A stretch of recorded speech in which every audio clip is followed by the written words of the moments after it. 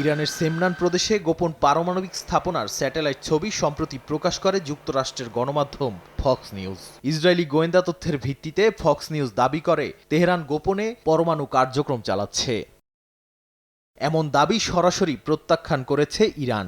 দেশটির পররাষ্ট্রমন্ত্রী Abbas Araghchi বলেন, এই তথ্য সরবরাহ করেছে সশস্ত্র গোষ্ঠী মুজাহিদিন খালেক বা এমকেও। এক্সে দেয়া পোস্টে আরাকচি অভিযোগ করেন, ইরান যুক্তরাষ্ট্র পরোক্ষ আলোচনা শুরু হলেই এমন ছবি সামনে আসে। নেতানিয়াহু নিজের দেউলিয়া ভাবমূর্তি ঢাকতেই এ ধরনের প্রচারণা চালাচ্ছেন বলেও দাবি করেন ইরানের পররাষ্ট্রমন্ত্রী।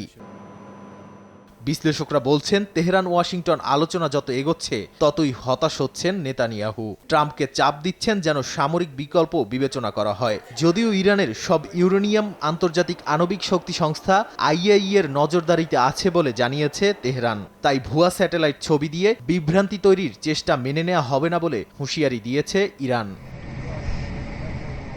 নতুন করে ওঠা এই বিতর্কের মধ্যেই শনিবার সৌদি আরব ও কাতার সফরে যাচ্ছেন আরাকচি। রিয়াদে সৌদি নেতাদের সঙ্গে বৈঠকের পর তিনি দোহায় ইরান আরব সংলাপেও অংশ নেবেন। এদিকে বিভিন্ন গণমাধ্যম বলছে, পরমাণু কর্মসূচি ইস্যুতে রোববার যুক্তরাষ্ট্র ইরান চতুর্থ ধাপের পরোক্ষ বৈঠক হতে পারে।